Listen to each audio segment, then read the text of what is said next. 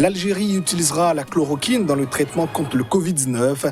Le pays a annoncé qu'elle n'entend pas renoncer à ce médicament, et ce, en dépit de la décision de l'OMS de suspendre les essais cliniques. Au Burundi, l'opposition conteste la victoire du candidat au pouvoir Evariste Ndayishimiye. Agathon Rwasa, président du Conseil national pour la liberté, saisira la Cour constitutionnelle pour contester les résultats du scrutin.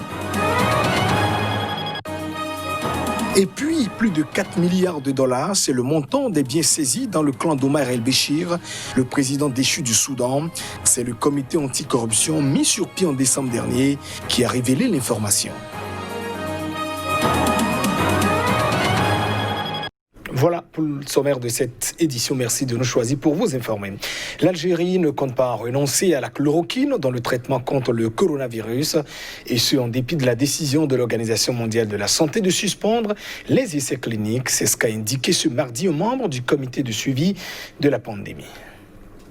L'Algérie ne renoncera pas à l'utilisation controversée de la chloroquine dans le traitement contre le coronavirus, malgré la décision de l'Organisation mondiale de la santé de suspendre les essais cliniques. L'annonce a été faite par le docteur Mohamed Bekat, membre du comité scientifique de suivi de l'évolution de la pandémie de Covid-19 en Algérie. D'après le médecin, des milliers de cas ont été traités avec ce médicament, avec beaucoup de succès à ce jour, et aucune réaction indésirable n'a été jusque-là notée. Également président du Conseil de l'Ordre des médecins algériens, le docteur Bekat a également précisé qu'aucun décès lié à l'utilisation de la chloroquine n'a été enregistré. L'Algérie a décidé fin mars de soigner les patients atteints du nouveau coronavirus avec un double traitement de chloroquine et d'azithromycine. Depuis, plus de 15 000 personnes contaminées ou suspectées de l'être ont reçu un traitement à base de l'hydroxychloroquine, selon le comité scientifique de suivi de l'évolution de la pandémie. Lundi, l'OMS a annoncé avoir suspendu temporairement les essais cliniques avec l'hydroxychloroquine qu'elle mène avec ses partenaires dans plusieurs pays par mesure de précaution.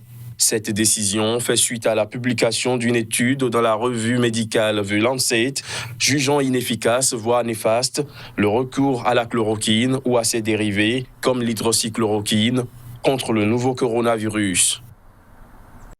Et on reste toujours en Algérie où, après quelques mois de suspension pour cause de coronavirus, les manifestations du Hirak ont repris dans le pays. Ce lundi, les contestataires étaient dans les rues en dépit de l'interdiction de manifester et de marcher. Les détails dans cet élément. La plus récente manifestation a été organisée à Kabylie, à l'est d'Alger, la capitale, selon des vidéos et des photos largement diffusées sur les réseaux sociaux. Sur une vidéo, on voit un cortège ouvert par des protestataires en scooter qui défilent en chantant « Pouvoir assassin et État civil », la revendication phare de la contestation. C'est à Kéréta qu'a débuté le 16 février 2019 la première marche du Hirak, mouvement de protestation inédit qui a ébranlé le pouvoir algérien jusqu'à sa récente suspension provoquée par la crise sanitaire. Également relayé sur les réseaux, un autre défilé de solidarité avec les prisonniers s'est tenu au nord du pays dimanche, jour de l'Aïd, la fête marquant la fin du mois de jeûne du Ramadan. Heureux Aïd à tous les détenus politiques, pouvait-on lire sur une banderole. D'autres marches similaires ont eu lieu dans d'autres localités à Tizi Ouzou, malgré le confinement et la pandémie du coronavirus. Selon le dernier comptage du Comité national pour la libération des détenus, près de 50 prisonniers d'opinion et politiques sont toujours dans les geôles du pouvoir. Les manifestants pro-Irak avaient déjà manifesté le 13 mai à Béjaï et le 10 mai près de Tizi Ouzou, autre ville de Kabylie. Toute forme de rassemblement est interdite depuis mi-mars pour lutter contre la propagation du nouveau coronavirus, qu'elle soit politique, religieuse, culturelle ou sportive. Au Burundi, l'opposition prépare son recours après la victoire du candidat au pouvoir, Evariste Ndayishimiye. À la présidentielle, le parti du candidat malheureux Agathon Rwasa, le Conseil national pour la liberté, qui dénonce une mascarade électorale et un scrutin non crédible, a confirmé son intention de saisir la Cour constitutionnelle du pays. Si de nombreux commerces et bistrots avaient fermé lundi soir à Bujumbura par crainte d'éventuelles violences après l'annonce des résultats, la vie a repris son cours ce mardi dans la capitale économique et dans le reste du pays. Le calme a régné au lendemain de la victoire du candidat du parti au pouvoir, Évariste Ndayishimiye, à la présidentielle. Le principal opposant, Agathon Rwasa, ayant choisi de s'en remettre à la Cour constitutionnelle et non à la rue pour contester ce résultat. Selon les chiffres officiels de la Commission électorale nationale indépendante, le candidat du CNDD-FDD, le général Évariste Ndayishimiye, a remporté la présidentielle du 20 mai avec 68,72% des voix contre 24,19% à Agathon Rwasa. Le parti de l'opposant, le Conseil national pour la liberté, a immédiatement dénoncé une mascarade électorale et un scrutin non crédible et confirmé son intention de saisir la Cour constitutionnelle. L'opposition ne se fait toutefois pas d'illusions, estimant que la Cour est acquise au pouvoir. Le CNL dispose de 3 jours à compter de lundi pour déposer son recours. Si le recours de l'opposition n'obtient pas gain de cause, Évariste Ndayishimiye sera investi en août pour un mandat de 7 ans, renouvelable une fois, à la fin du mandat du président sortant. En Côte d'Ivoire, le Front populaire ivoirien FPI de l'ex-président Laurent Gbagbo a lancé ce lundi à Abidjan l'opération Inondation électorale pour inciter ses militants à s'inscrire massivement sur les listes en vue des prochaines élections présidentielles et législatives dans 5 mois. Le parti s'était scindé en deux factions. D'un côté, les Gbagbouriens et de l'autre, les rénovateurs représentés par l'ancien Premier ministre Pascal Affi-N'Guessa. Le comité électoral du FPI met en mission 206 délégations à l'assaut de tout le territoire national et de la diaspora ivoirienne en vue de la sensibilisation et de la mobilisation des militants et des électeurs, a expliqué le parti dans un communiqué. Cette vaste mission sur 3 jours, du 5 au 7 juin, a pour objectif l'acquisition des documents administratifs, notamment de cartes d'identité par les militants et électeurs en vue de leur inscription sur la liste électorale 2020 selon le test. Le FPI pro-Gbagbo poursuit son changement de stratégie annoncé fin 2019 après avoir boycotté les élections depuis 2011 et la chute de Laurent Gbagbo, puis son transfèrement à la Cour pénale internationale. Le parti s'était scindé en 2 factions. D'un côté, les Gbagbouriens et de l'autre côté, les rénovateurs représentés par l'ancien Premier ministre Pascal Affi-N'Guessa qui continuaient de participer à la vie politique. Le 30 avril, les 2 principaux partis d'opposition ivoiriens, le Parti démocratique de Côte d'Ivoire de l'ancien président Henri Konan Bédié et le FPI pro-Gbagbo, ont signé un accord politique en vue des élections présidentielles et législatives prévues fin octobre, sans toutefois parler d'alliance. Les 2 partis avaient assuré, fin décembre 2019, qu'ils présenteraient tous 2 des candidats à la présidentielle. L'éventuel retour de Laurent Gbagbo en liberté conditionnelle en Belgique est une des grandes inconnues de la politique ivoirienne. Acquitté en première instance de crimes contre l'humanité par la CPI, Gbagbo doit attendre que la Cour statue sur l'appel du parquet qui a contesté le verdict. 10 ans après la crise post-électorale en 2010-2011 qui avait fait quelques 3000 morts, la présidentielle d'octobre 2020 s'annonce tendue en Côte d'Ivoire. Les élections municipales et régionales de 2018 avaient été marquées par de nombreuses violences et des fraudes.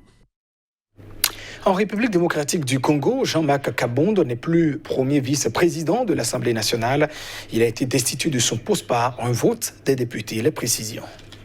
Jean-Marc Kabondo, le président intérimaire du parti présidentiel l'UDPS, a été destitué de son poste de premier vice-président de l'Assemblée nationale ce lundi soir. Il a fait l'objet d'une motion qui a été initiée par Jean-Jacques Mamba, député du MLC.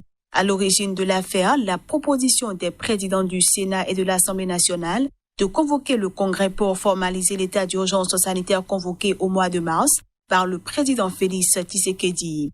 Et c'est par une écrasante majorité que Jean-Marc Kabondo a été éjecté de son fauteuil de premier vice-président de l'Assemblée nationale. Sur 315 députés, 289 ont voté en faveur de la pétition initiée par le député du MLC, Jean-Jacques Mamba.